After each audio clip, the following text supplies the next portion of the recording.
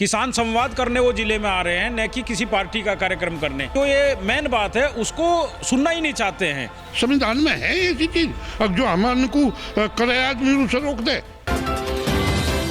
नमस्कार, न्यूज 80 पर आपका स्वागत है। मैं हूं आपके साथ राहुल राणा। आज बीजेपी के प्रदेश अध्यक्ष स्वतंत्र देव सिंह का शामली में एक कार्यक्रम है, लेकिन उससे पहले जहां पुलिस ने सुरक्षा के पुख्ता इंतजाम किए हैं, वहीं जो किसान नेता है उनको नजरबंद करने की कार्रवाई की जा रही है। इस वक्त मैं मौजूद हूं सवित मलिक, चौधरी सवित मलिक है जो किसान नेता है, उनके घर पर। और आज मेरे साथ जो है कि जो सवित मलिक जी हैं उनसे तमाम मुद्दों पर बातचीत करूंगा। लेकिन उससे पहले आपको एक तस्वीर दिखाना चाहूंगा। इनके घर पर जो पुलिस है वो इनके घर पर आज इनकी सुरक्षा के लिए नहीं, बल्कि किसान नेताओं को नजरबंद करने के लिए यहां लगाई गई है। प्रशासन की ओर से तमाम ऐसी तैयारियां की जा रही है कि जो किसान नेता है जिनसे ऐसा खतरा, आशंका जताई जा रही है कि जो लोग प्रदेश अध्यक्ष के कार्यक्रम में विलंब डाल सकते हैं या उनको काले झंडे दिखा सकते हैं, उन लोगों को नजरबंद किया जाएगा। हालांकि ये कहा जा रहा था कि किसान संवाद को लेकर प्रदेश अध्यक्ष यहां पहुंचेंगे, लेकिन इस कार्यक्रम से पहले ही किसान नेताओं को बंद करना कितना ठीक है, ये सवाल लगातार किसान नेता यहां उठा रहे हैं। और मैं बातचीत करूंगा सीधा सवित मलिक जी से। मलिक साहब, जिस तरह से आज किसान संवाद करने के लिए यहां प्रदेश अध्यक्ष जी आए हुए थे और आप लोगों को नजरबंद किया हुआ है, क्या मायने आप समझ रहे हैं इसके? हम लोगों को उम्मीद थी, सरकार ने हमसे वादे किए थे कि भाई आपका जो गन्ना भुगतान है वो 14 दिन में होगा और किसान की आय दुगनी होगी। तो माननीय प्रदेश अध्यक्ष जी यहाँ पर आए हुए हैं, तो हम भी चाहते थे कि उनसे मिलें और बात करें। किसान संवाद करने वो जिले में आ रहे हैं, न कि किसी पार्टी का कार्यक्रम करने और किसी का। लेकिन हमको ये लगता है कि ये किसानों से बात ही नहीं करना चाहते, ये तो जनता को गुमराह करना चाहते। अगर किसानों से बात करना चाहते तो किसान संगठनों को और किसान जितने थे उनको भी आमंत्रित करते और तब किसान संवाद माना जाता। लेकिन ये एक इनका प्रोपगंडा है, फैलाना चाहते हैं कि हम किसानों से मिल रहे हैं, लेकिन किसानों से नहीं मिल रहे हैं।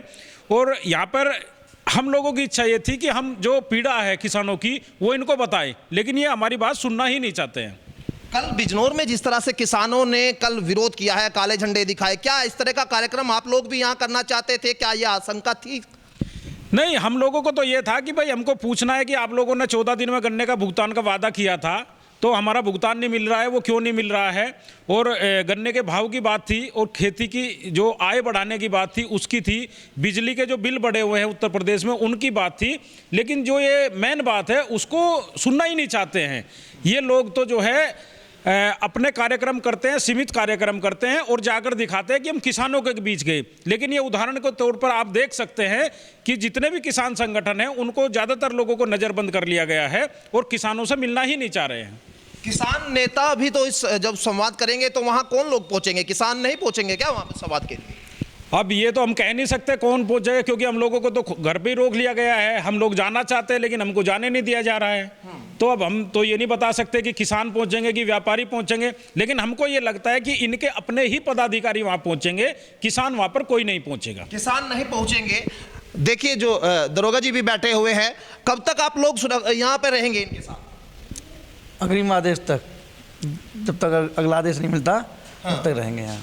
तो अध्यक्ष जी का जब तक कार्यक्रम है, मुझे लग रहा है कि जब तक अध्यक्ष जी जिले से नहीं जाएंगे तब आप लोग तब तक रहेंगे क्या? जी, जब तक रहेंगे, बिल्कुल।